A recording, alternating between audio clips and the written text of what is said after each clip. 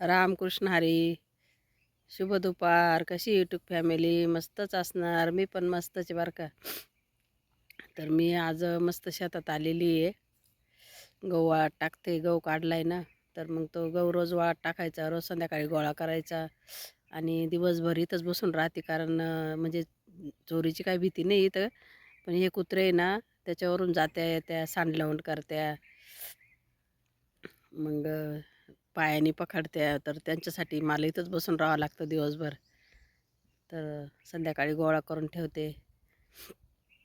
तर बघा कसं आज मस्त असं डब्बा आणला होता जेवणाचा. भूक लागली ती आता 12 वाजले. भूक लागली ती मग मस्त असं जेवण केलं झाडाखाली बसून.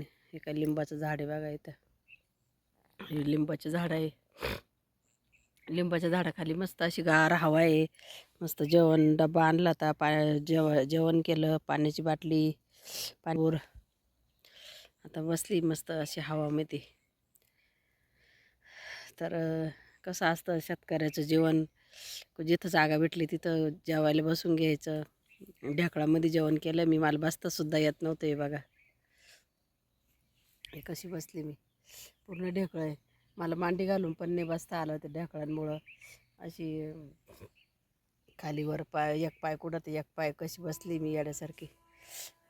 धड मांडी घालेली नाही, धड पाय पसरेल नाही, असं बसून जेवण केलं मी. पूर्ण ढेकळं आहे बघा, तुम्हाला दिसतात किती मोठे मोठे ढेकळं आहे. कशी मांडी घालावं सांगा.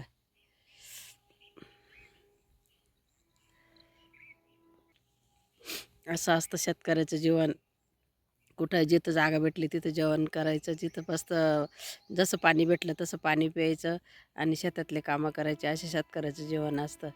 तर बघा असं काही काही ठिकाणी असं उदाहरण असतं का, जे शहरातले लोक राहताना बसल्या बसल्या ते म्हणतात, बापरे त्यांना एवढे गहू झाले, यांना तेवढे गहू झाले, बापरे त्यांनी एवढी कमाई काढली, यांनी एवढी कमाई काढली, आपण पण काढली असती, आपण घरी बसतो. तर तसं काही नाही बरं का.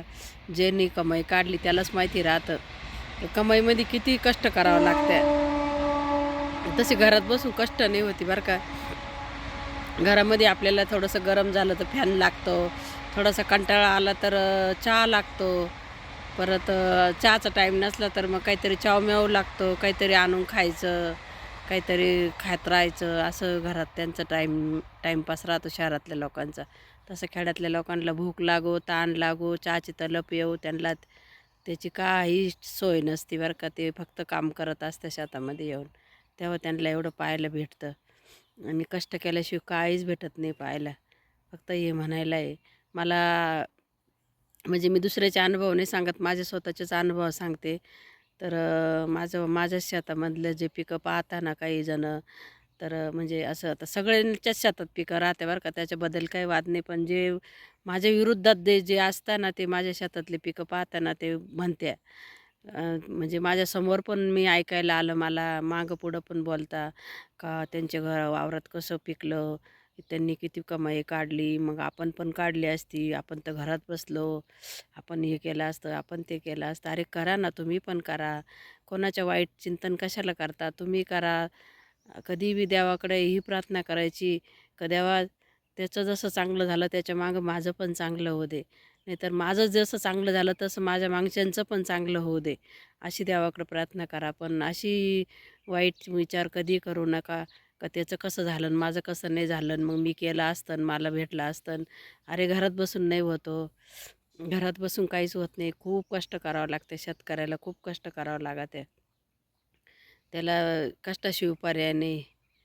तर आज मला एवढे गहू झाले 35 पोते. तर ते घरात बसून नाही झाले हो, घरात बसून नाही झाले. त्याच्यासाठी खूप कष्ट करावं लागले.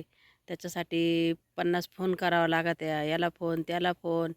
म्हणजे ज्यावेळेस म्हणजे औषध मारायचं असलं तर माणूस पाहायचा, फोन करायचा. पाणी भरायचं राहिलं तर माणूस पाहायचा, ते 17 जणांना फोन करायचे, लाईट आहे का नाही, लाईटचा फॉल्ट, वायरमॅनला फोन करा, याला फोन करा, त्याला फोन करा. पाईपलाईन फुटली तर ते कारागीरला फोन करा, त्यांच्याकडून ती पाईपलाईन नीट करून घ्या. म्हणजे बऱ्याचशा अडचणी येतात शेतामध्ये काम करताना. तेवढ्या अडचणीला सामोरे जावं लागतं, तेव्हा एवढं भेटतं, तसं भेटत नाही. आता असं नुसतं गहू काढायचा होता, तितकं गाराचं पाणी झाला. तर तुम्हाला सांगते, ते गाराच्या पाण्याने गव्हाची इतकी नुकसान झाली, मशीन भेटत नव्हते हार्वेस्टर. तर हार्वेस्टन यावर्षी आमच्याकडं खूप कमी आले आणि गहू खूप पिकवला आहे लोकांनी. तर ते हार्वेस्टनसाठी 3-3 दिवस हार्वेस्टनच्या मागं रात्री 10-10, 11-11 वाजेपर्यंत मुलं फिरत होते. तेव्हा ते हार्वेस्टन आलं आणि त्यांनी पण मनाचा भाव घेतला. तरी पण आपल्याला ना विचार करता मनाचा भाव पण द्यावा लागला त्यांना. का का ते आता परत पाऊस सांगेला होता. पावसाने खराब झाल्यापेक्षा त्याला खाऊ दिलं तर काय बिघडलं आपल्याला? आपलं जर पावसाने नुकसान झालं, शेतात गळून गेलं, तर आपण काय करणार त्याच्याजवळ? काय करणार त्याचं? काहीच करू शकत नाही आपण. मग त्या हार्वेस्टरवाल्याने जर आपल्याकडून ₹500 वाढवा नेले तर काय बिघडलं? तो त्याच्या लेकरा-बाळांना खाऊ घालेल, तो बी खुश होईल आणि आपण पण खुश. आपलं मातीत गेलं तर आपण किती विचार करणार, किती टेन्शन घेणार. तसं त्याला जर तुम्ही हाताने ₹500 दिले, मागतोय तो तर जाऊ द्या ना, तो एवढ्या लांब आला आहे राजस्थानवरून आपल्याकडं पोट भरण्यासाठी, तर त्याच्या पोटाला तो पोटभर खाईल, लेकरा-बाळांना घरी नेईल, तर तो खुश तर आपण खुश बी राहू ना. पण हा विचार नाही करते लोकं. लोकं त्या मशीनवाल्याकडून धान्य काढून घेत्या आणि त्याच्याशी भांडणं करते. त्याला भांडण करून, दादागिरी करून, दम देऊन का ते बाहेरगावाहून आलेले असते पोट भरायला. त्याच्यामुळे इकडचे लोकं त्यांना दम देतात. असं नाही करायला पाहिजे. अरे तुम्ही कितीही कमवा, कितीही करा, तुमचं सगळं खाली राहणार आहे. किंवा तुमचे बायका पोरं म्हणणार नाही का आमच्या बापानी लोकांशी भांडणं करून मशनीवाल्याला धक्काबुक्की करून कमवलं किंवा आमच्यासाठी साचून रचून ठेवलं, मग आता तुमच्या पापात आम्ही वाटेदार होऊ, असं कोणी म्हणणार नाही. तुम्ही जेवढं केलं तेवढं तुम्हालाच खालीच भरावं लागेल, असं कोणीच म्हणणार नाही. तुम्ही चोऱ्या करा, चाऱ्या करा, काहीही करा, तेवढं खालीच भरावं लागेल. म्हणून आपले लेकरं बाळं, आपले घरातले माणसं आपल्याला कधीही भागीदार होणार नाही, कधीही भागीदार होणार नाही.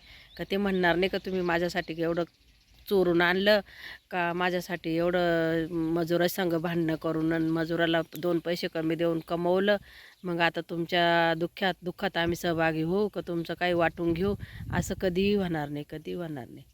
कोणीच म्हणत नाही असं करू आम्ही. पण तर कसं आपण आपलं मन स्वच्छ तर सगळं स्वच्छ, आपण चांगलं राहिलं तर सगळं चांगलं होतं. बघा मस्त गहू झाला एकदम. फक्त थोडीशी मेहनत आता वाळवायची याची त्याची करावंच लागणार आहे आपल्याला. त्याच्याशिवाय तर पर्याय नाही. आपला हात तर काही तोंडात आयता जाणार नाही जेवायला. त्याच्यासाठी आपल्याला 2 भाकरी थापाव्याच लागत्या, त्या खावाच लागत्या, पाणी प्यावंच लागतं, जगायसाठी सगळं काही करावंच लागतं. तर बघा कसा वाटला माझा व्हिडिओ. नक्कीच मी आज 2-3 दिवसापासून या ढेकळांमध्ये जेवते आहे. तर मला उठता पण येत नाही बरं का. मी माझी खरी कंडिशन सांगते तुम्हाला.